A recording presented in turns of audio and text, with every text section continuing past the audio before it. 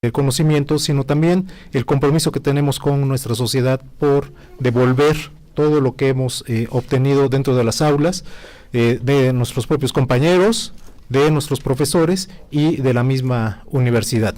De verdad, muchas gracias por estar acá. Le cedería el uso de la palabra a uno de nuestros alumnos, un brillante alumno, Emanuel Quirós, quien es egresado de la licenciatura de nuestra universidad, de la especialidad, de ahora está cursando su maestría y será quien nos apoye con el desarrollo de esta reunión. Muchas gracias, Emanuel. Muchas gracias, doctor Bretón. Buenos días a todas las personas que nos acompañan. La Universidad Iberoamericana, su cuerpo docente, las autoridades que nos distinguen con su presencia, hacemos extensivo nuestro agradecimiento por el tiempo que se han dado para acompañarnos este día.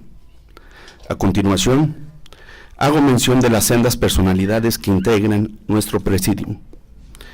En representación del padre rector de esta casa de estudios, doctor Fernando Fernández Font, presento a la directora general académica de la Ibero Puebla, doctora Lilia Vélez Iglesias.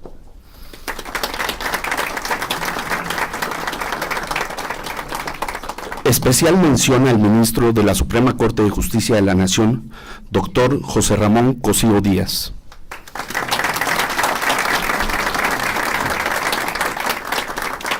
Damos la bienvenida al director de investigación y posgrado de esta casa de estudios, doctor Óscar Soto Vadillo.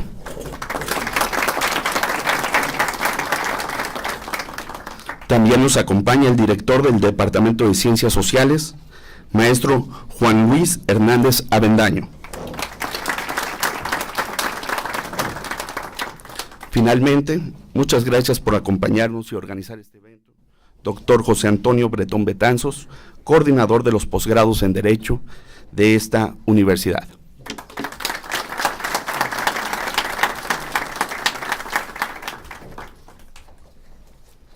Por favor, le solicito al director del Departamento de Ciencias Sociales, maestro Juan Luis Hernández Avendaño, tenga a bien dirigirnos unas palabras.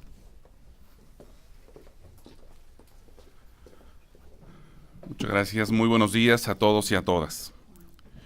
Quisiera nuevamente, a nombre del rector, a nombre de la universidad, agradecer al ministro José Ramón Cosío por su cercanía, su amistad, su colaboración y asesoría para el posgrado de Derecho de nuestra universidad, particularmente cuando aceptó que hiciéramos una cátedra en su nombre, con la finalidad de hacer análisis y reflexión sobre el ser y quehacer del derecho. Y también particularmente los últimos 2 años, por haber confiado en que la Universidad Iberoamericana Puebla fuera una universidad que innovara en los doctorados en Derecho, y este doctorado que tenemos ahora no puede explicarse sin su asesoría, su análisis y reflexión en torno a su diseño del plan de estudios. Muchas gracias nuevamente, ministro Cosío. Quisiera dirigir básicamente 2 reflexiones con ustedes a propósito de esta mañana en el que hemos querido reconocer la trayectoria, el testimonio y su legado académico del ministro Cosío, y al mismo tiempo reflexionar sobre nuestro ser y quehacer como universidad. 2 reflexiones.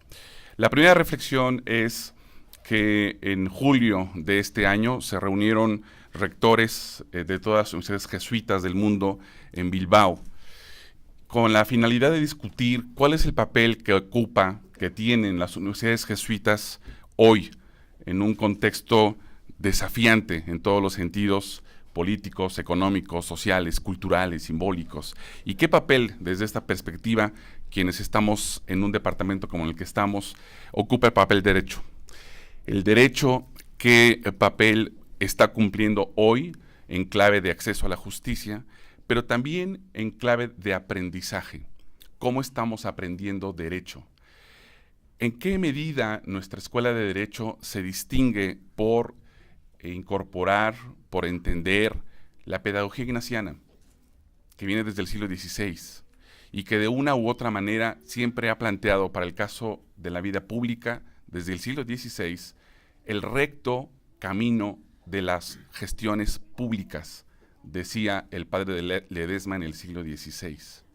En ese sentido, para nosotros, el estudio del derecho adquiere una relevancia fundamental, no cabe duda además, en medio de un país de más de 36,000 desaparecidos, en medio de un país de impunidad, en medio de un país de una violencia expandida. Necesitamos el derecho, pero con otras claves de aprendizaje y también con claves de mayor relación entre la ley y la justicia. Por eso estamos aquí, por eso hemos querido hacer este reconocimiento a alguien que así hemos visto que lo ha hecho desde la Suprema Corte. Y también, segunda reflexión y última, me gustaría, estimados alumnos que hoy están iniciando la generación otoño 2018 en las especialidades, quienes han decidido continuar la maestría en Derecho Público y quienes nos acompañan ya por su segundo año del doctorado en investigación jurídica, sientan que esta es una enorme y gran oportunidad para rehacerse como abogados, para refundar su propia profesión. Creo que es algo que amerita este país, que lo necesita, que es urgente. Hay muchas víctimas que lo reclaman, hay muchas personas que necesitan creer que el derecho no solo es para unos cuantos, no solo es para los que tienen dinero, no solo es para los que tienen vínculos o conexiones. Lo necesitamos como un instrumento social de acceso a la justicia y también, por si fuera poco, para disminuir la enorme desigualdad que tenemos en el país. Pues ojalá estos propósitos y con este reconocimiento que hacemos al ministro Cosío, nuestra universidad siga insistiendo en la necesidad de lograr estos propósitos. Muchas gracias y muy buenos días.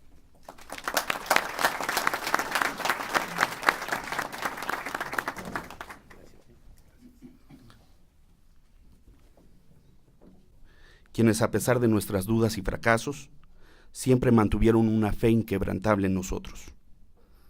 De alguna manera, ellos siempre supieron que llegaríamos hasta aquí y hoy todos somos testigos de ello.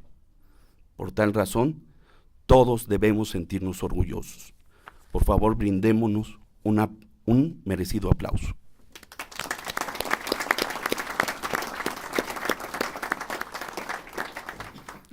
Nadie conoce su proyecto de vida.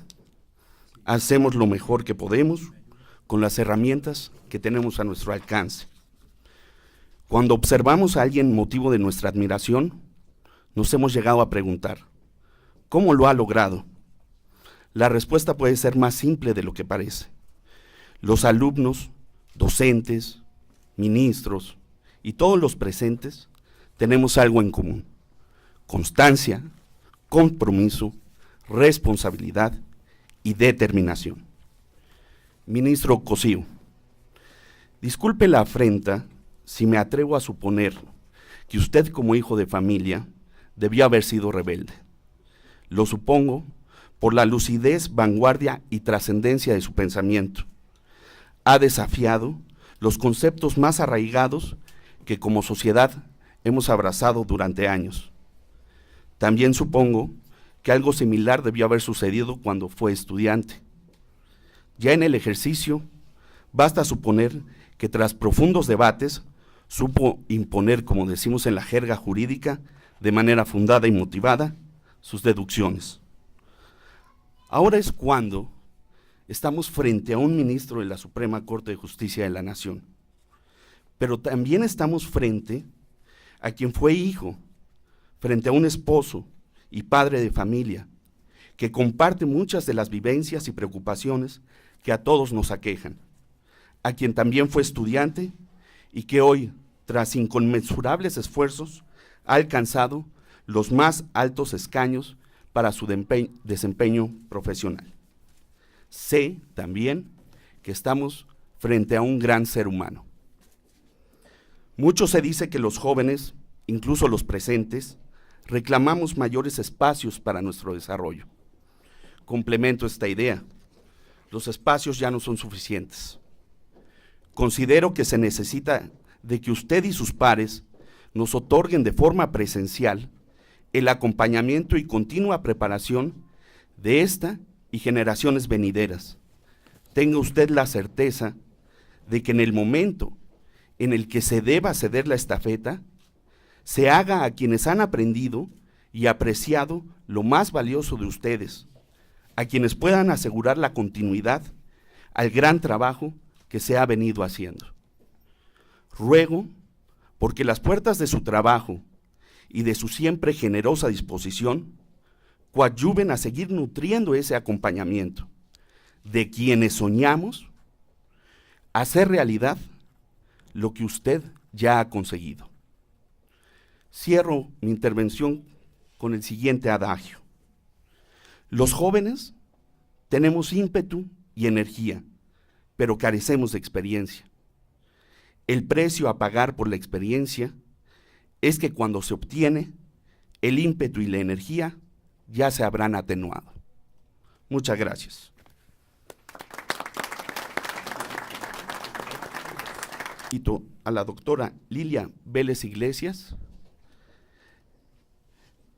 presidiendo esta ceremonia de entrega de reconocimientos de los egresados de nuestros posgrados en Derecho y también de reconocer el apoyo que nos ha dado para poder fortalecer estos programas académicos, que como bien decía el maestro Juan Luis Hernández, pues finalmente la Universidad Iberoamericana como institución confiada a la Compañía de Jesús tiene como una de sus principales misiones el logro de la justicia y de la justicia en clave social. Lo ha dicho también ya Juan Luis, estamos, a mí me parece, en una situación crítica en términos de la impunidad que prevalece en el país, en términos de la demanda de justicia, en términos de los agravios que tenemos de los últimos años, producto de la violencia que ha crecido y de la respuesta que las instituciones están dando, las instituciones de este país están dando a esta crisis de violencia. También me parece que estamos en un momento de expectativas en donde se espera que haya cambios y uno de los cambios, y lo decía el ministro Cosío hace poco en la presentación del estudio sobre el sistema de justicia penal acusatorio que hizo la organización México Evalúa, si no resolvemos el nudo que tenemos en la impunidad, pues no vamos a poder avanzar. Entonces, me parece muy importante para la Universidad Iberoamericana Puebla poder contribuir en esta tarea que tenemos como país, con egresados que sean competentes, que tengan un alto perfil académico, que sean profesionales, pero sobre todo que tengan esta mirada ética y que tengan esta sed, este deseo de justicia, de cambio, de mejorar las condiciones de vida de las y los mexicanos. Los felicito muchísimo por esta conclusión de sus estudios y les recuerdo que siempre cuando concluimos un camino, cuando llegamos a la meta en un camino, pues finalmente ese es el inicio de otro camino y que ese camino que ahora inician pues sea realmente muy exitoso para ustedes como profesionales del derecho, pero también que sea un orgullo para la Universidad Iberoamericana como egresados que sean capaces de transformar. Muchas gracias y nuevamente felicidades.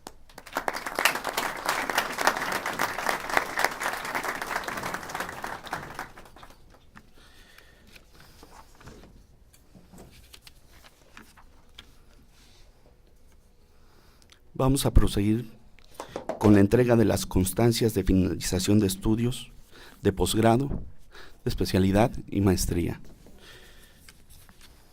Para esto voy a mencionar los siguientes nombres y me harán favor de pasar por su reconocimiento al presidio.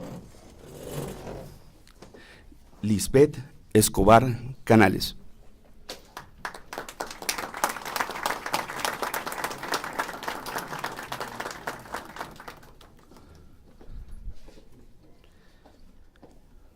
Juan Daniel Camacho Cruz.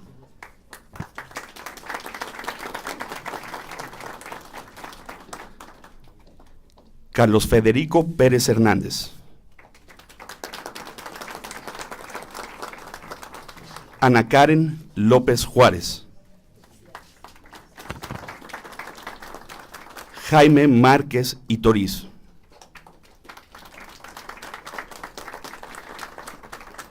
Luis Armando Moreno Bazán. Jorge Isaac Ortega Calderón.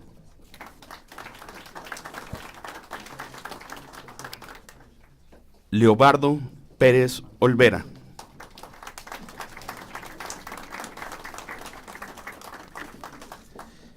Carolina Quiñones Ortega.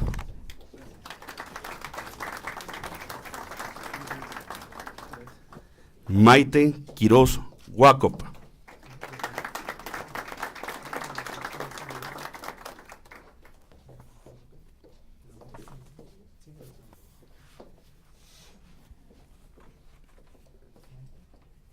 Elbetina Robles Archundia.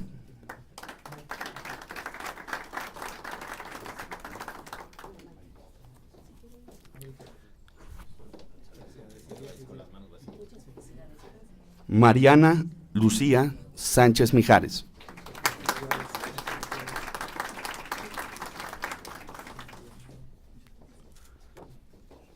Humberto Arroniz Mesa.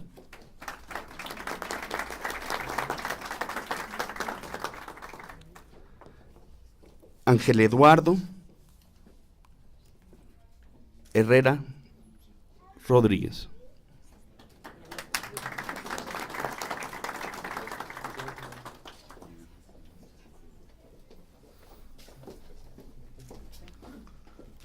Rodrigo Ricardo Garduño de Jesús.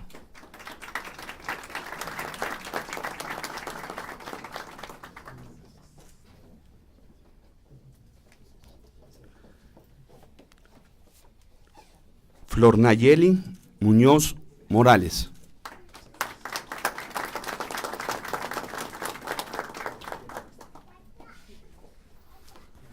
María del Rayo López Muñoz.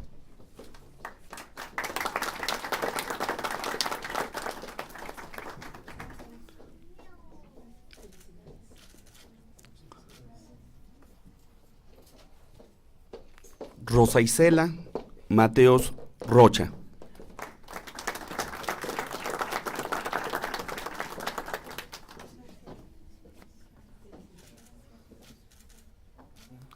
Lucerito Morales Tepi.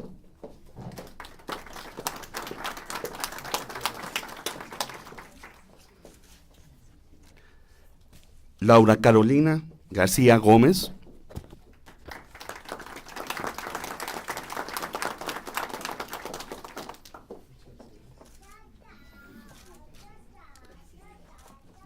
Y Aldo Vargas Salazar.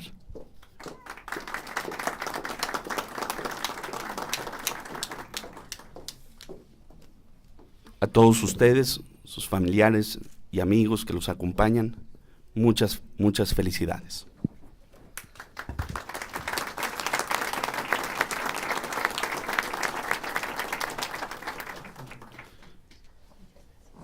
Solicito por favor la presencia de los compañeros Mariana Sánchez Mijares y del compañero Humberto Arroniz Mesa, quienes en su calidad de egresados les dirigirán un mensaje.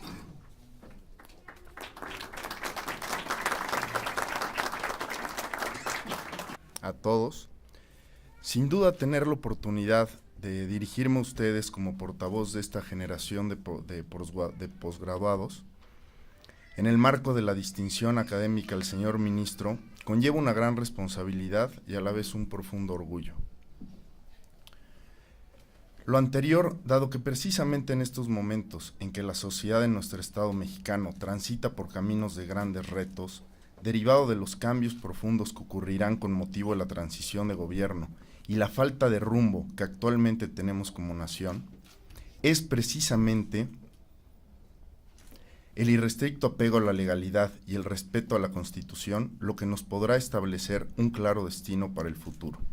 Por ello, hoy más que nunca, como estudiosos del derecho, tenemos la obligación de aportar a nuestra sociedad y ser genuinos actores preponderantes y responsables en el rumbo del país, desde cualquier trinchera que elijamos, ya sea desde la Administración de Justicia, su procuración, o el foro, o desde el aula. Con estudio y profesionalismo, sin duda los abogados somos eje fundamental en la transformación y consolidación del país. Ante tales retos, debemos ser un gremio cada vez más preparado y ávido de mejorar en pro de nuestra sociedad y bienestar colectivo. Así, el día de hoy debemos sentirnos temporalmente satisfechos de culminar este peldaño más en nuestra carrera y de inmediato volver a poner manos a la obra y no cesar en el firme ánimo de seguir adelante en el estudio y la consolidación de nuestra formación, también en beneficio de nuestra colectividad. Quisiera concluir citando al gran Couture, quien magistralmente en la primera parte de su decálogo nos dijo: estudia, el derecho se transforma constantemente, si no sigues sus pasos, cada día serás menos abogado. La verdad nos hará libres. Gracias.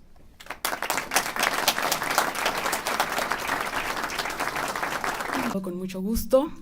Y bueno, también por abrir la tribuna y a estos espacios a las mujeres, también lo agradezco mucho, profesor. Y bueno, pues quiero ser un poco breve para que bueno podamos darle la palabra al doctor Cosío, pero bueno, decía Malala Yousafzai que un libro, una pluma y un profesor pueden cambiar al mundo. Yo quiero hablarles más desde el significado de lo que ahorita significa ser egresados Ibero. Y es que, sin importar si ustedes comenzaron aquí la preparatoria o estudiaron la universidad o simplemente vienen desde otra institución a cursar un posgrado, van a quedar ustedes con la marca de lo que significa ser Ibero. ¿Y qué significa ser Ibero? Ser Ibero significa que sin importar en dónde nos encontremos, siempre vamos a tener en nuestro corazón esta llama de querer transformar la realidad. De que no solamente vamos a tener los conocimientos teóricos para ser mejores abogados, sino también los prácticos, pero sobre todo tener esa sensibilidad de poder entender la realidad y los graves problemas que hoy nos aquejan. Ser Ibero significa ser un abogado distinto. Ser Ibero significa quitarnos ese estigma de que los abogados solo roban, de que los abogados son tramposos, de que no me quiero juntar con un abogado porque no se me vaya a pegar sus mañas. Ser Ibero significa que siempre nos van a preocupar los más pobres. También quiero destacar que estamos aquí gracias a los profesores que nos dieron una enseñanza muy importante, porque las personas que aquí nos han dado clases o las personas que han venido a dar cátedra, como lo es el doctor Cosío, no solo son personas que tienen amplios conocimientos técnicos, sino también conocimientos humanos, y que son personas que desde su tribuna, y una tribuna tan difícil como lo es la ciencia del derecho, están ahí para defender los derechos humanos. Entonces, que nunca se nos olvide que nuestro aprendizaje siempre debe ir más allá de lo técnico y debe atender a la realidad. Por último, también quiero darle un especial reconocimiento a sus familiares, a sus esposas, a sus hijos, a sus novios, que los impulsaron a estar aquí. De verdad, gracias, porque pues las personas que hoy se gradúan dejaron de estar un ratito de tiempo con ustedes, o incluso en muchos momentos ya no querían estudiar por cuestiones económicas o porque a lo mejor les daba miedo regresar, pero sin embargo ustedes siempre los apoyaron. Gracias y bueno, pues no se olviden que la Ibero es su casa. Gracias.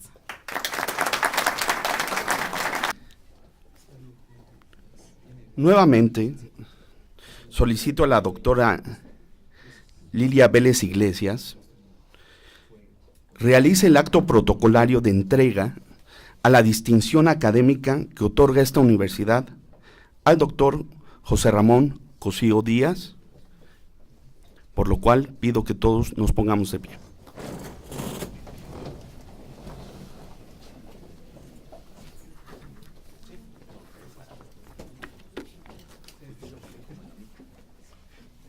Vamos a leer primero una breve biografía de toda su extensa biografía del doctor y les pido que se sienten y enseguida haremos la entrega del doctor. Okay. Por favor. Sí.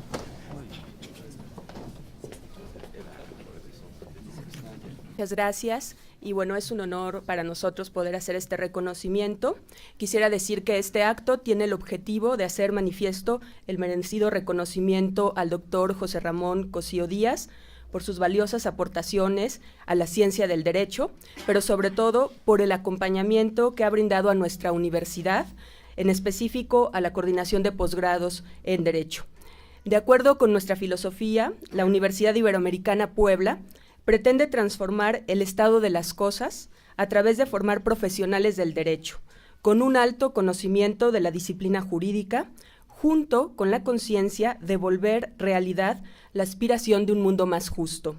Por ello, el claustro de profesores del posgrado en Derecho merece un reconocimiento por su labor y compromiso con nuestra filosofía, que se enmarca en este inicio de cursos y al mismo tiempo en esta entrega de las constancias a los alumnos que concluyeron su especialidad.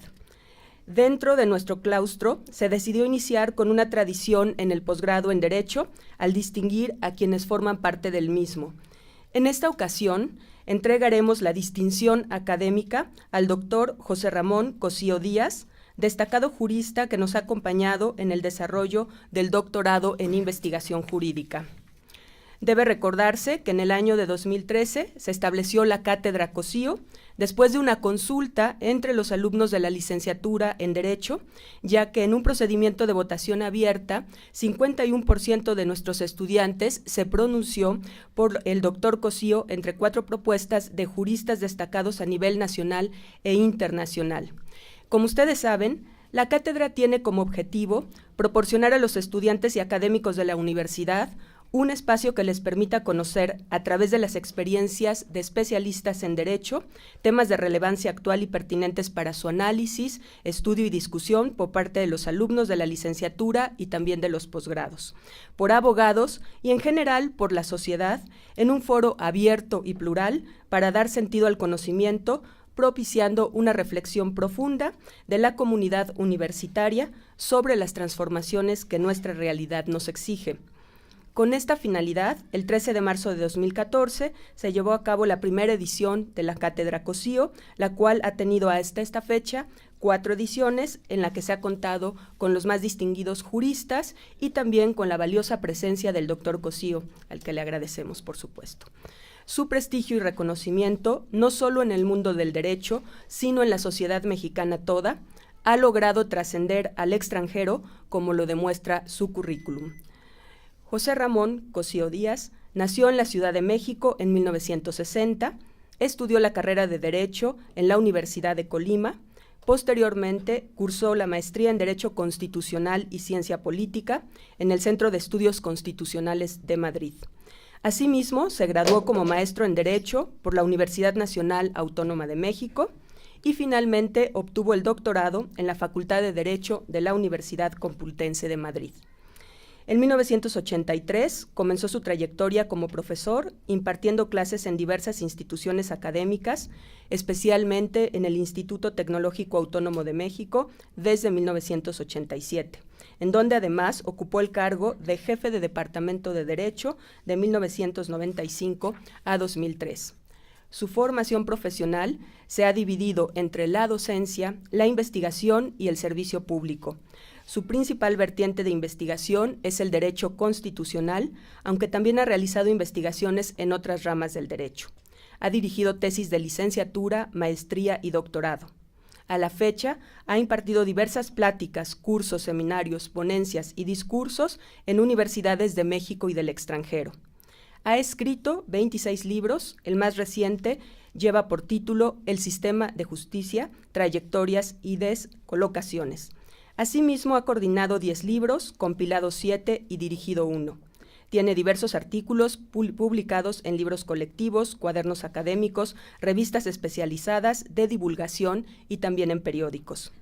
Le han otorgado importantes premios y reconocimientos, entre los que destacan el Nacional de Investigación 1998 en el área de Ciencias Sociales, el Nacional de Ciencias y Artes 2009 en el campo de la Historia, Ciencias Sociales y Filosofía, el Nacional de Comunicación José Pagés Yergo en 2010 y en 2017, y el Nacional Malinali 2011 para la promoción de las artes, los derechos humanos y la diversidad cultural. Además de los doctorados honoris causa que le han dado diversas universidades, el último de ellos recibido de la Universidad Juárez Autónoma de Tabasco.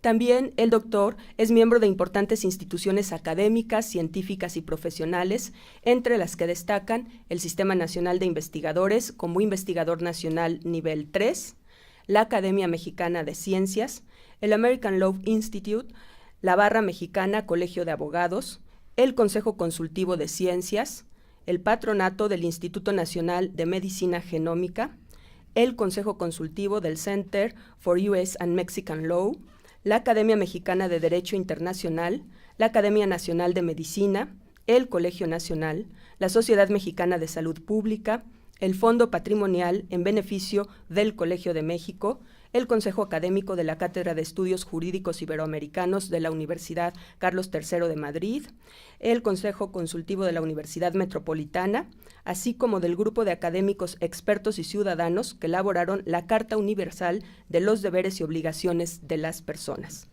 Adicionalmente, es integrante de consejos editoriales en revistas especializadas nacionales e internacionales. Actualmente se desempeña como ministro de la Suprema Corte de Justicia de la Nación y profesor del ITAM. Además es columnista en los periódicos El País de España y El Universal de México. Como todos podemos ver, su conocimiento y trayectoria merecen una distinción que no solo reconozca al jurista que es, sino también su capacidad de dar, de compartir y de estar en todo momento acompañando a nuestra universidad, para formar a los mejores para el mundo. La Universidad Iberoamericana Puebla está convencida de que con reconocimientos como el que es merecedor el doctor José Ramón Cosío, nuestra comunidad universitaria continuará en el camino de formar a los mejores para el mundo y que la verdad nos haga libres. Muchas gracias, doctor.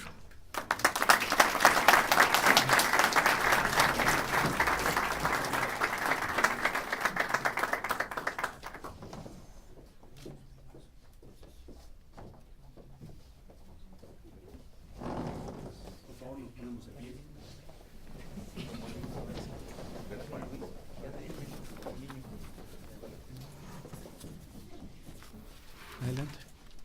Vamos a entregar el reconocimiento. El reconocimiento dice: la Universidad Iberoamericana Puebla, a través de su Departamento de Ciencias Sociales y la Coordinación de Posgrados en Derecho, otorgan la presente distinción académica a doctor José Ramón Cosío Díaz por sus valiosas aportaciones al desarrollo de la ciencia jurídica, a la formación de profesionales del derecho y al inestimable acompañamiento de los posgrados en Derecho de nuestra universidad. La verdad nos hará libres. San Andrés Cholula, Puebla, a 18 de agosto de 2018. Doctor, muchísimas gracias.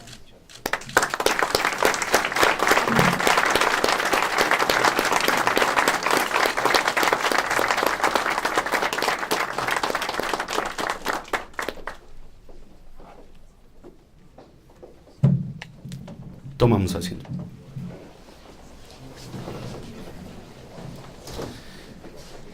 Ministro, es momento de que nos haga el favor de dirigirnos unas palabras. Distinción académica, y quisiera hacer algunas reflexiones con ustedes. En primer lugar, decir que ha sido una mañana luminosa para mí en varios sentidos. En primer lugar, el sol que tienen ustedes, la luz que tienen ustedes, no la vemos en la Ciudad de México. Es muy hermoso la forma en la que se despliega la luz, y después haberme levantado y haber visto el volcán, que tampoco tenemos acceso en la Ciudad de México, es realmente muy hermoso. En segundo lugar, algo que a lo mejor a algunos de ustedes les pasa desapercibido, son las fotografías que con muy buen gusto y con mucha inteligencia han pegado en los pasillos de la Ibero. Yo cuando caminaba veía a 3 personas, que 2 de ellas de largo tiempo, que les guardo una profunda admiración, de joven al padre Arrupe por todo lo que hizo en la compañía y todo lo que hizo para procesos civilizatorios y procesos críticos. En segundo lugar, un historiador también de la compañía al que he leído con detalle, que es a Michel Desserteaux, que también está su fotografía ahí. Les recomiendo que lo lean, no es una lectura fácil, pero es una lectura muy profunda. Y en tercer lugar, y gracias al maestro Juan Luis, el padre Ellacuría, él me recomendó una novela que les invito a leer, que se llama Noviembre, de un autor de apellido Gaitán, y a partir de ahí he leído algunas otras 3 cosas y varias de sus escritos. Y si ustedes se fijan en lo que tiene el padre Arrupe, el padre Desserteaux y el padre Ellacuría, ustedes encontrarán un pensamiento crítico, realmente crítico, no modas, no cosas superficiales, sino formas muy serias de enfrentar sus distintos tiempos y sus distintas condiciones. Entonces creo que ha sido una mañana muy hermosa, insisto, por la luz, que a veces de solo estar ahí no la apreciamos ni la vemos, unos volcanes fantásticos que se tenían esta imagen en la mañana nevada, y estas fotografías, sé que hay otras, pero estas tres son a las que a mí me dicen mucho por la calidad de los personajes que están ahí presentes. Entonces, les digo, empezó la mañana realmente muy bien. Quiero agradecer al padre Fernando, que no está esta mañana por sus compromisos con la compañía y con la universidad, las muchas atenciones que ha tenido para conmigo ya de hace largo tiempo, su sentido del humor, su inteligencia, su forma crítica, amable crítica de ver las cosas, y por supuesto a la maestra Lilia, al doctor Oscar, al maestro Juan Luis y a José Antonio Bretón, a quienes conozco ya de tiempo y con quien he tenido la posibilidad de estar con ustedes. También a los compañeros del Poder Judicial que están aquí, y a un viejo y querido amigo, a Víctor Martínez, quien me ayudó hace ya varios años a llegar a España. ¿Te acuerdas, Víctor, de cómo me gestionó, me ayudó, me apoyó, en fin, me hizo muchos esfuerzos para que yo pudiera llegar ahí? Creo que los objetivos de esta mañana, en lo que me tocan las palabras, pueden ser tres. El primero es felicitar a los egresados por haber terminado, como se dijo, esta etapa de estudios. Me parece muy importante que se sigan preparando, me parece muy importante que hayan culminado y que lo hayan hecho bien en esta casa. En segundo lugar, agradecer a la Ibero Puebla, como le dicen todos, por este reconocimiento.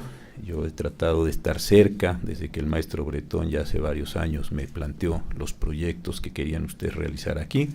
Creo que van muy bien, se ha logrado traer profesores importantes, se ha logrado ir formando comunidad, se ha logrado traer este año el Congreso para reflexionar sobre la profesión jurídica, en fin, varias cosas que me parece que empiezan a consolidarse, una biblioteca y una serie de elementos que ya empiezan a reflejar ya un ser propio de esta universidad. Y en tercer lugar, y agradeciendo desde luego y una vez más esta distinción, sí quisiera pensar algunas cosas con ustedes en cuanto a dónde estamos hoy en la profesión jurídica y particularmente dónde estamos en la educación jurídica. Decía Juan Luis que en el mes de julio se reunieron las universidades jesuitas en España. Fue una pena que no me invitaran a Bilbao porque hubiera sido muy interesante poder estar ahí. Ya espero que para otra ocasión se dé esta posibilidad para pensar cómo debe ser el aprendizaje del derecho. Yo he pensado que las universidades adoptan o pueden adoptar a veces simultáneamente, y es difícil, pero a veces separadamente, dos condiciones respecto al derecho. Por un lado, se puede generar una condición profundamente crítica hacia el derecho. Esto que el propio Desertó hablaba como una reflexividad sobre la el propio quehacer del derecho. A ninguno de nosotros nos escapa que el derecho genera soluciones, pero también el derecho es generador de problemas, y el derecho es también un elemento muy importante de la instrumentalización de la dominación que se da en las sociedades. Entonces, desde luego puede haber una visión profundamente crítica.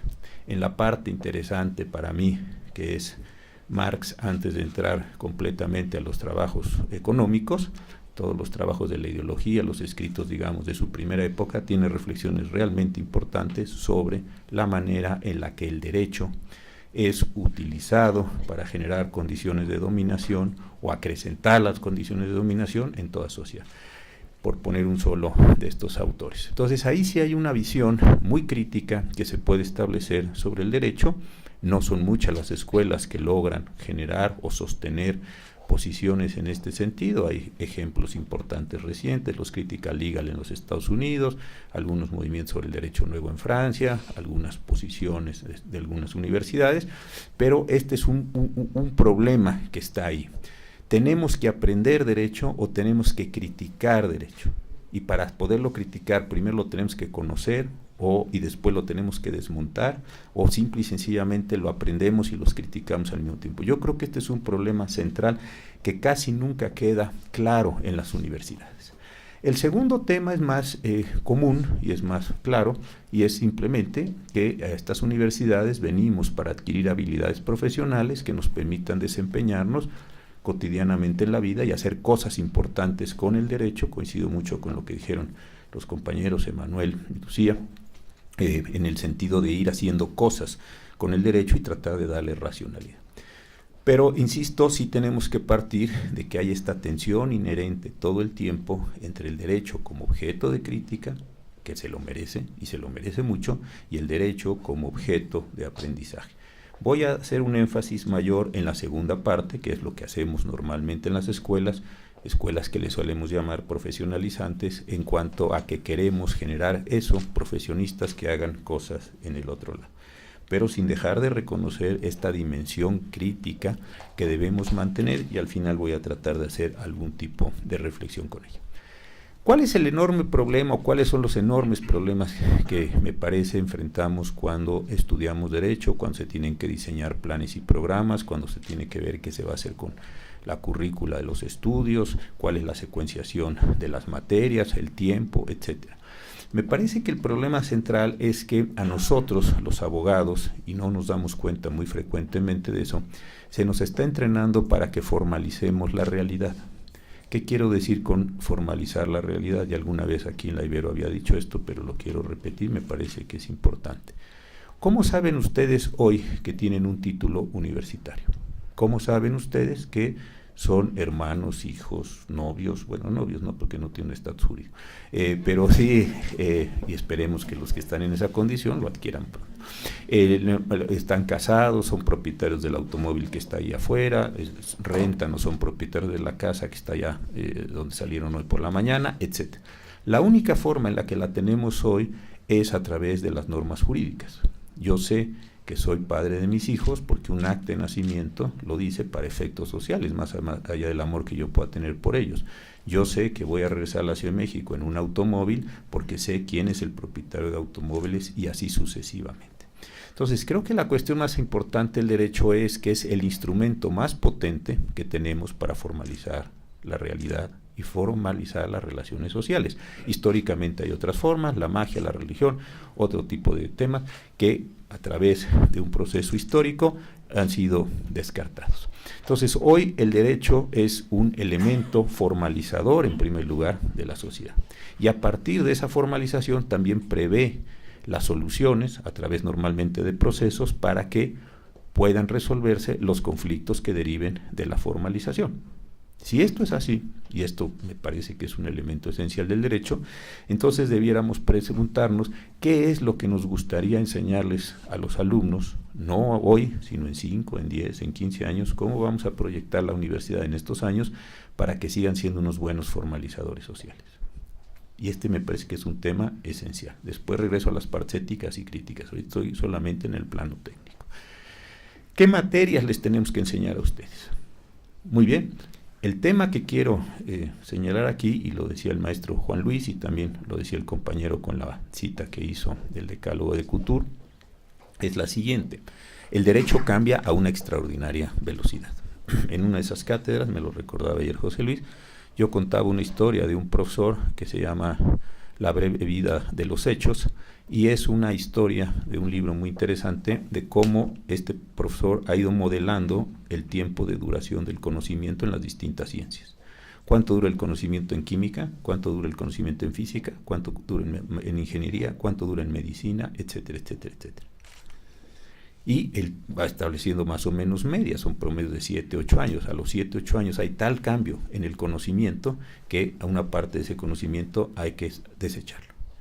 Yo tenía, o tengo los libros, una parte importante de los que estudié en la licenciatura, y un día después de leer ese libro me di cuenta que prácticamente todo ese gabinete era de historia del derecho. Cómo fue el amparo cuando yo estudié, qué enseñaba Atena cuando yo estudié, cómo era el matrimonio cuando yo estudié, cómo eran los contratos mercantiles, eso es historia. Entonces tengo una bonita sección de historia del derecho, básicamente constituida por los libros de Porrúa, y lo que me muestran es cómo fue el derecho cuando yo era estudiante. Pero el derecho tiene una enorme velocidad de cambio y ustedes lo están viendo, no solo por cómo cambia la Constitución, que cambia mucho, cómo cambian las leyes, cómo cambian los tratados, sino muy importante cómo cambian las interpretaciones sobre eso a partir de lo que bien y mal hacemos en la Suprema Corte de Justicia o en los colegiados o en los órganos jurisdiccionales o administrativos correspondientes. Entonces ahí se presenta un problema realmente complejo de qué les debemos enseñar a ustedes en las universidades para que ustedes puedan salir, sepan formalizar su presente, pero también tengan herramientas para formalizar su futuro. Y esto no es un asunto trivial. Adicionalmente, ustedes tienen una cuestión, o un reto para nosotros en las universidades ahora, que es que la cantidad de información que ustedes tienen es inmensa. Entonces pueden percibir con estos aparatos una cantidad enorme de información y ir al ritmo de la información. Yo doy clase y es una lata dar clase, porque no falta el profesor, aquí dice que ayer se reformó, profesor, hay una nueva tesis, es una lata dar clase ahora en día. Antes podía uno contar chococuentos y todos los alumnos iban muy admirados. Y hoy cualquier alumno lo está uno refutando en las clases y diciendo cualquier... Y que si no conozco la sentencia de la Corte de la India que salió ayer, no, ni idea tenía de esa sentencia. Entonces es mucho más complicado ir combinando estos distintos elementos de clase hoy en día. ¿Cuál es la idea que yo tengo de esto? Que tenemos que enseñar en los primeros años mucha teoría general del derecho. Mucha teoría general del derecho, no necesariamente con el libro de García Maínez, sino potentes teorías generales del derecho que nos permitan generar las fórmulas más generales de abstracción, lo más abstracto posible en la comprensión del derecho para después caer a lo más concreto. ¿Qué quiero decir con esto? Que lo que necesitamos enseñarles a los alumnos con claridad qué es norma, qué es obligación, qué es sujeto, qué son las temporalidades, etcétera. Los conceptos jurídicos fundamentales que dicen la teoría general del derecho y después sus condiciones de dinámica de aplicación. ¿Por qué? Porque si lo que enseñamos son contenidos concretos de normas jurídicas en la primera parte de la escuela, esas normas son perennes y esas normas se van a ir y no vamos a entender qué es lo que está sucediendo. A mí me parece que una primera parte tiene que ser hecha a partir de un pensamiento, de una construcción abstracto de qué es aquello que históricamente, porque esto tiene historicidad, no es un fenómeno allí permanente, qué es o cuáles son las categorías generales con las cuales hoy nos seguimos moviendo en materia jurídica. Y este sí me parece que es un ejercicio muy, muy, muy importante de dedicar. Yo sé que los alumnos se desesperan, sé que cuando uno les está enseñando teoría general del derecho, sus compañeros de otra universidad ya están viendo contratos y entonces piensan que lo suyo es una pérdida de tiempo y los que están aprendiendo contratos ya son unos juristas prominentes, pero me parece que sí tenemos que entender con mucha claridad que hay que reiterar y reiterar y reiterar las formas abstractas de esto. ¿Por qué lo pienso así? Porque pienso que lo que le tenemos que enseñar a los alumnos, insisto, no es qué dice hoy el Código de Comercio, sino les tenemos que enseñar qué cosas, cuando lean este Código de Comercio o el que salga después, qué funciones jurídicas son posibles de realizar con ese Código de Comercio o con el Código Civil o con el Código Penal o con el Código lo que ustedes quieran. Ahí sí me parece que hay una necesidad muy importante de hacerlo. Si nos fijamos en el contenido, vamos a perder de vista el resto. Si enseñamos categorías de ordenación, decir, esto que usted me está diciendo tiene la característica esa, con independencia de su contenido concreto, me parece entonces que estamos generando una primera condición. En segundo lugar, o el segundo bloque, bueno, y ahí es importante algo que comentamos ayer con el maestro Juan Luis. ¿Para esos efectos es necesario saber derecho romano? Yo creo que no. ¿Por qué no creo que se deba saber eso? Por una sencilla razón. Porque si ustedes se fijan cuál fue la importancia en los estudios medievales y todavía hasta una parte del inicio del siglo XIX del derecho romano, es porque el derecho romano era el modelo más acabado de comprensión de un orden jurídico. ¿Qué es lo que se hizo entonces? Se tomó un modelo histórico que aconteció, ya sabemos, en la península y todo lo que ya todos conocemos del derecho romano, y de ahí se extrajo, se abstrajo muchísimos elementos y después se pensó que con esos elementos, ya en un nivel de abstracción, no como práctica cotidiana del derecho romano, se podían comprender los órdenes jurídicos. Y esto sucede así. ¿Qué fue lo que sustituyó esta forma general de comprensión del derecho? La expedición de los códigos civiles, sobre todo en nuestro sistema romano-germánico. cuando aparecen los códigos civiles y del Código Napoleón de 804 y después los otros 4 códigos, y aparece también un asunto central, que es toda la escuela del exégesis, lo que se pensó es, ya no tenemos por qué extraer esa experiencia histórica de Roma para proyectarla al presente y tratar, bajo categorías romanas, de entender el asunto. ¿Qué fue lo que se construyó a mediados del siglo XIX y la parte final del siglo XIX, que prevaleció en una parte importante el XX? La teoría general de las obligaciones. ¿Qué es lo que se pensó entonces? Que la teoría general de las obligaciones, la manera en las que personas se relacionan entre sí o las personas en las que establecen las relaciones jurídicas entre sí, era lo suficientemente abstracto para comprender estos elementos. Si ustedes conocen abogados de cierta edad, les habrán dicho unos que el que no sabe derecho romano no sabe derecho, eso ya están más viejitos, y otros más recientes que el que no sabe teoría general de las obligaciones no sabe derecho. Entonces, pues no puede saber constitucional, pues sí hay que saber. Pero si ustedes se fijan, eso es otra vez una experiencia histórica muy concreta, es una relación bilateral, yo estoy comprando, vendiendo, y otro está vendiendo, comprando, lo que sea en esa relación. ¿Con qué se sustituyó esta forma abstracta? Y ha costado mucho trabajo establecerlo, por sus condiciones de positividad y por sus problemas de abstracción, con las teorías generales del derecho que se empiezan a generar a comienzos del siglo XX. Y tardan mucho tiempo en poderse asentar. ¿Por qué? Porque con las teorías generales del derecho se pierde materialidad. ¿Qué es lo que uno está aprendiendo cuando aprende de teoría general del derecho? Yo puedo leerme el libro que ustedes quieran de teoría general del derecho y no sé hacer un contrato. Ni siquiera sé que es un permiso, una autorización, una licencia, no sé nada de eso. Entonces, claro, parece que uno está volando ahí en el espacio sideral y no entiende uno qué es lo que está aconteciendo en la práctica.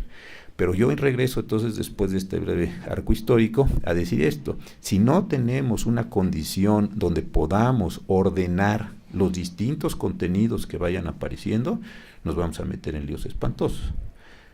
Pensemos casos interesantes, y ustedes tienen aquí por las plantas automotrices algunos de estos casos. ¿Qué acontece con los robots? Los robots nos sustituyen, no nos sustituyen, hay responsabilidades, no hay responsabilidades, esto que se piensa, ¿qué acontece con los drones? ¿Qué acontece con los drones en combate? ¿Qué va a acontecer con todo el ejercicio de las nuevas tecnologías? ¿Cómo vamos a manejar algoritmos? ¿Quién es responsable cuando el algoritmo, ayer lo platicábamos con el doctor, en algunos ejemplos, cuando el algoritmo determina que hay que darle a un cierto paciente un cierto tratamiento? ¿Qué pasa cuando el algoritmo hace un contrato para una operación que yo? ¿Quién es el responsable de eso? Si no tenemos claro los conceptos de responsabilidad, lo de las asignaciones, etcétera, lo que al final del cuentas haremos es cometer una gran cantidad de errores. ¿Por qué? Porque lo que aprendimos son los contratos de hoy, que básicamente son sobre objetos físicos, y en propiedad intelectual sobre objetos obviamente intelectuales. Entonces sí creo que una primera parte de la formación tiene que tener esto y tiene que desechar. Ahora bien, ¿con qué sustituiría yo el derecho romano? Con historia del derecho. Porque sí tenemos que entender que tiene esto una historicidad, que ni fue siempre así, y eso es, por ejemplo, de los que yo aprendí mucho de Michel de Certeau, es eso, que ni siempre fue así, ni siempre tiene por qué ser así, y que hay causas históricas que determinan que sea así. Esto no es un meteorito que cayó del cielo, esto es un producto histórico, el derecho, que tiene ciertas consecuencias. Entonces sí me parece que un curso de historia del derecho es central en este sentido. Pero no la historia del derecho de cuándo se promulgó el Código de 28 y cuándo se promulgó la ley. Eso se aburre, nadie entiende nada, y eso otra vez está aquí. Eso pues, yo quiero saber ahorita, y cuándo se promulgó, pues, le pregunto y me dice quién día, y si fue en uso de facultades extraordinarias, y Plutarco Elías Calles, o lo que sea.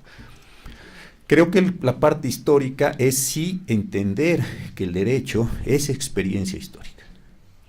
Eso sí que me parece central. Entonces no es el curso de historia de los godos y los visigodos y la periodización aquella que es fatalmente aburrida, sino entender que esto tiene una comprensión de fenómenos que se produce, que tiene idas, que tiene venir. ¿Por qué aparece la codificación?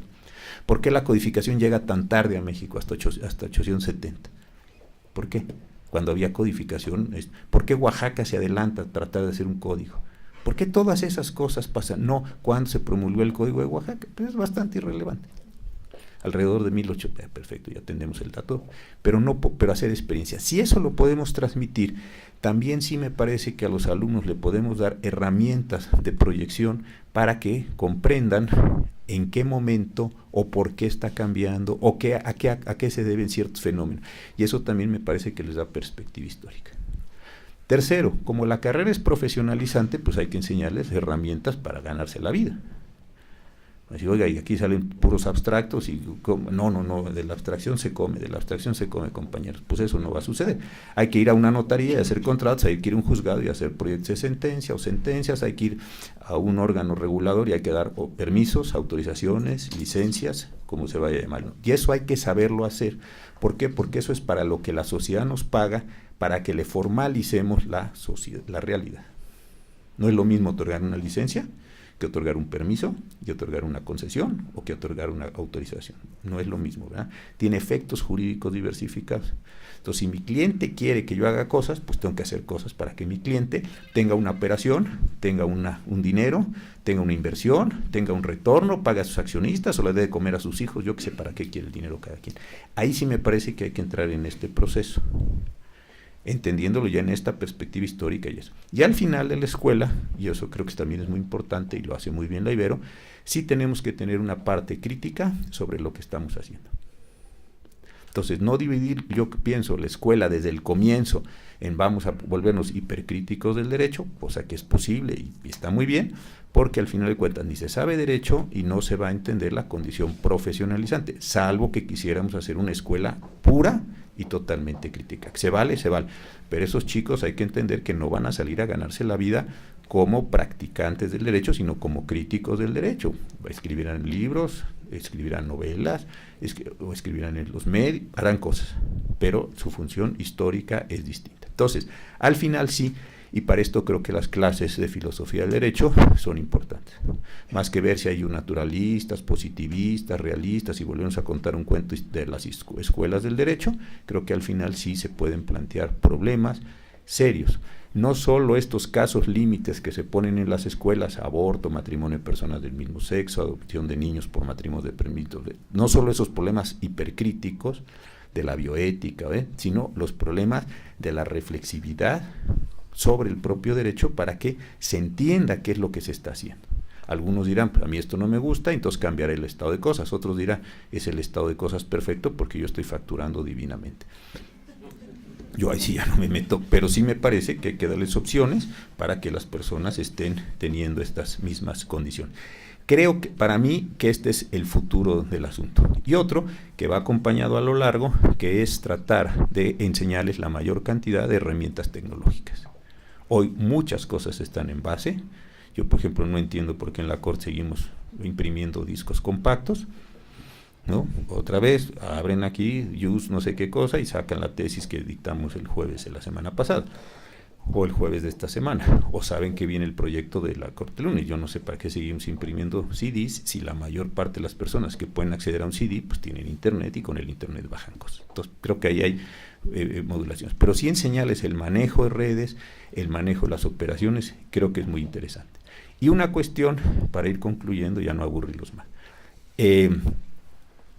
Hay cuestiones también interesantes, y es esta. Hasta hoy me he referido al derecho como si fuera un solo bloque. Yo creo que algo que es central, es empezar a entender las cuestiones de lo que tantas veces hemos dicho. Desde que Víctor y yo estábamos en jurídicas hace muchos años se nos contaba la historia de que iba a haber interdisciplinariedad, pero la interdisciplinariedad es importante. No la interdisciplinariedad de esta que a veces es muy tonta, donde un abogado se pone a leer un libro de medicina y habiendo leído un libro de medicina piensa que sabe y que puede decir cosas sobre la medicina. Esa es la peor, porque echa a perder muchas cosas y lastima a mucha gente. Yo he visto ahora algunos libros donde a algún abogado le parece interesante los temas mentales, por llamarlo de esta categoría general, y empieza a hacer hipótesis sobre si en el futuro va a haber culpabilidad y no va a haber. Oiga, pero eso es a partir de un libro bastante regular que usted leyó y de hipótesis. ¿Por qué no mejor se sienta con unos médicos, unos psiquiatras, unos psicólogos, un conjunto de profesionales de la salud y tratan de conversar para entre los dos llegar a conclusiones? El médico no tiene por qué ser derecho y usted no tiene por qué ser medicina, pero leyéndose ahí el Wikipedia pues va a estar difícil que uno pueda decir cosas muy inteligentes y tratar de componer el mundo. Entonces sí me parece que aquí hay una cuestión interesante, y también ayer lo platicábamos con los maestros y con el padre rector, de que hay que entender cómo podemos conversar con estos efectos. En Tirán lo Blanca, el año pasado hicimos un concurso, me invitó ahí el profesor Vives a que le ayudara a coordinar lo que se llamó Innovación Jurídica. ¿Qué hicimos en ese libro? Se los mandaré la semana entrante. Dijimos que teníamos que encontrar algún problema regulatorio del presente y del futuro, por supuesto, y que tenía que sentarse un abogado y un miembro de cualquier otra profesión. No se podían sentar dos abogados, ni dos médicos, ni dos iguales en nada. Y que tenían que producir un ensayo que describiera un fenómeno y propusiera una solución regulatoria.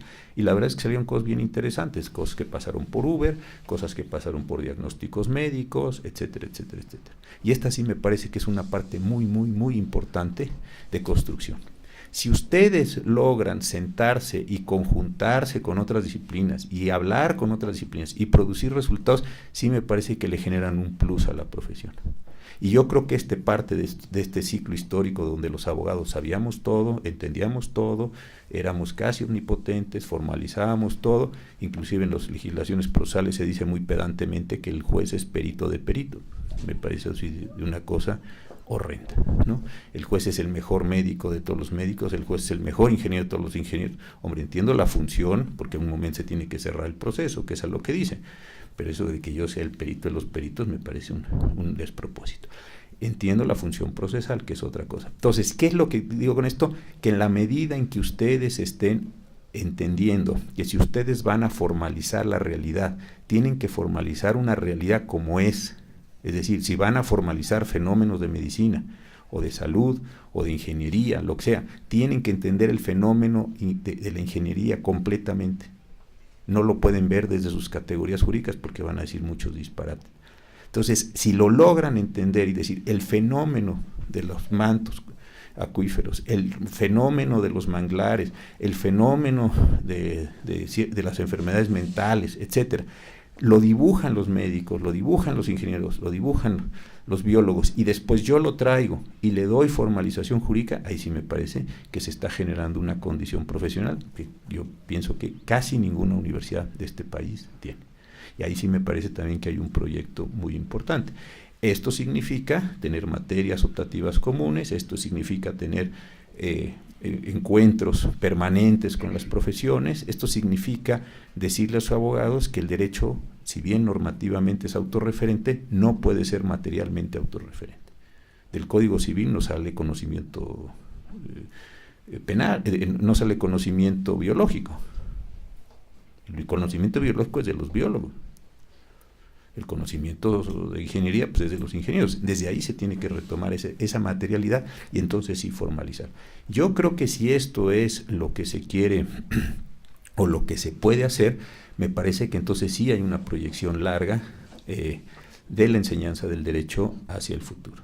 Pues yo termino por donde comencé, agradeciendo en primer lugar a la Universidad Iberoamericana, al padre rector, a los compañeros de la mesa, por esta distinción, que obviamente me compromete más. Estaré viniendo, yo el año que entra ya no soy ministro, entonces vendré aquí ya en otra condición, mucho más relajada. En segundo lugar, felicitarlos a todos ustedes y a sus familias por este muy importante logro. Y tercero, invitarlos a que no solo aprendamos derecho, a que no solo practiquemos la profesión, sino pensemos el derecho y pensemos la profesión como si fuera un objeto, para ponerlo así metafóricamente, distinto a nosotros, sobre el cual se puede reflexionar para mejorarlo. Muchas gracias, de verdad, muy agradecido.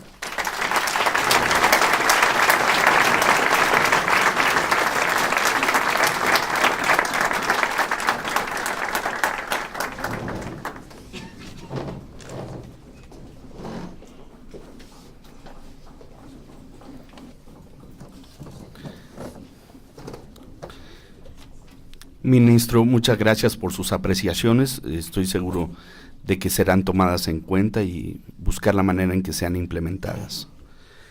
Para la clausura de este evento y dar paso a ya una merecida celebración, pido por la presencia del doctor José Antonio Bretón Betanzos, coordinador de los posgrados en Derecho.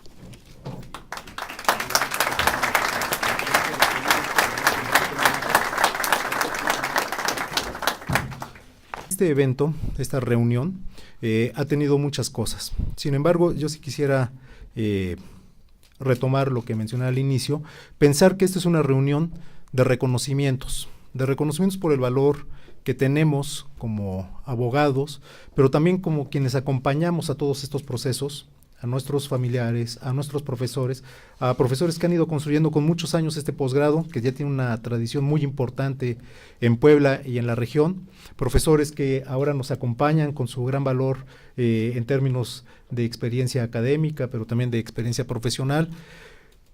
Y creo que también, al lado de pensar en el derecho, tenemos que pensar que el abogado pues es un profesional de la ciencia jurídica, pero también es una persona que está llena de emociones y que debe estar llena de amor a la sociedad. Si no podemos pensar en un abogado que no tenga esta reflexión de agradecimiento por lo que somos, por lo que vivimos, por lo que tenemos.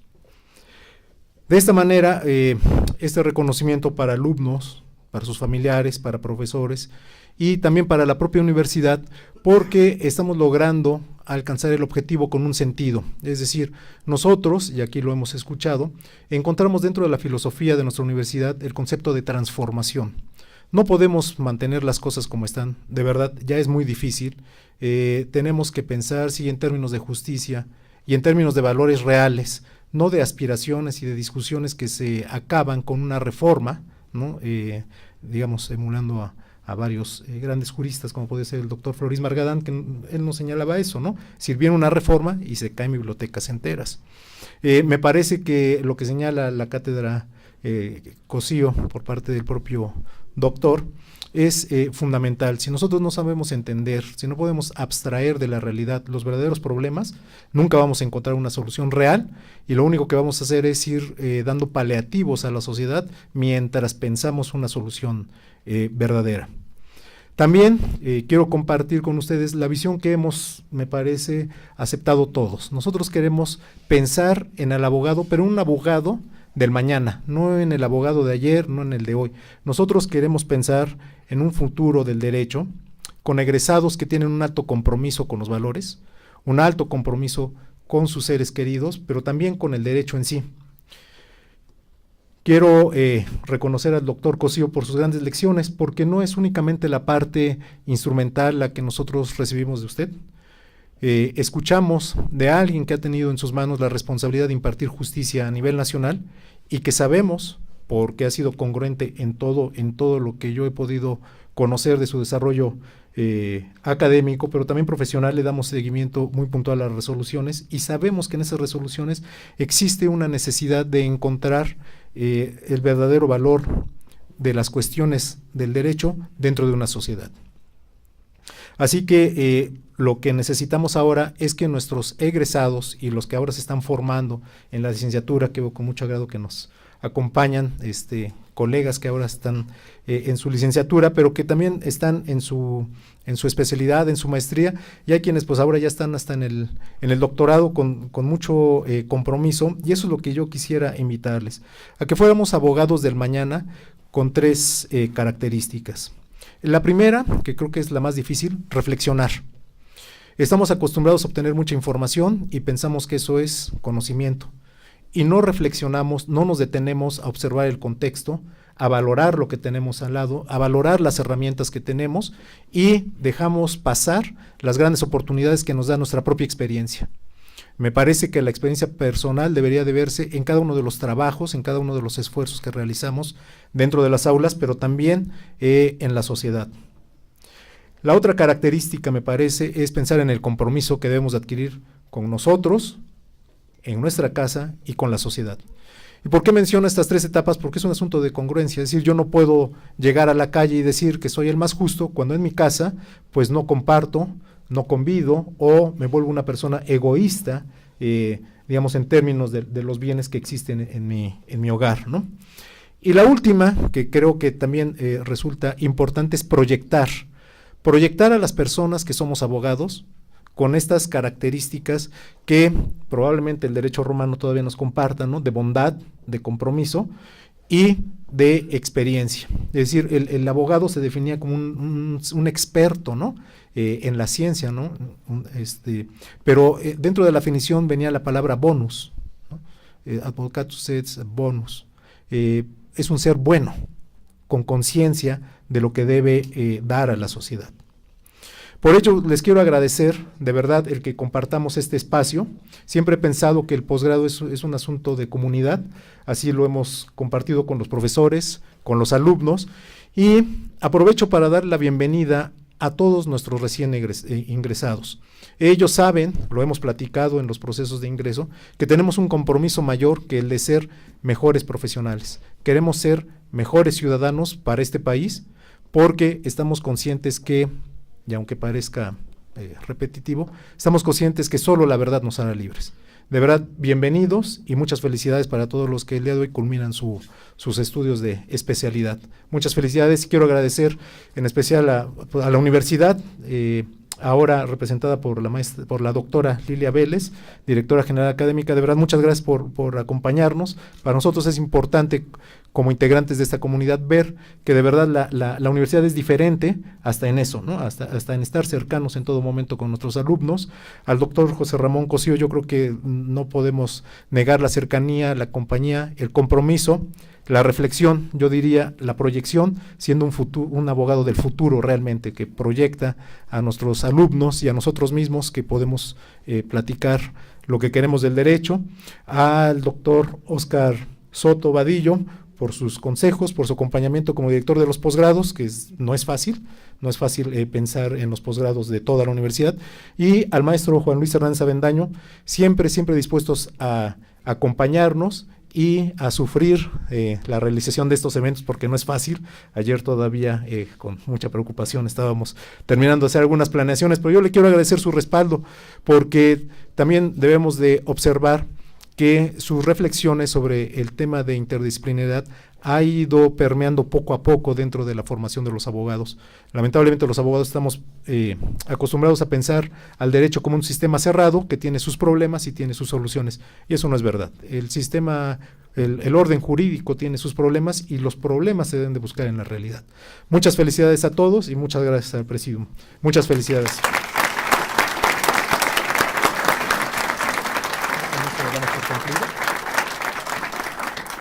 Muchas gracias a todos por su presencia. Damos por concluido este evento. Celebremos con responsabilidad.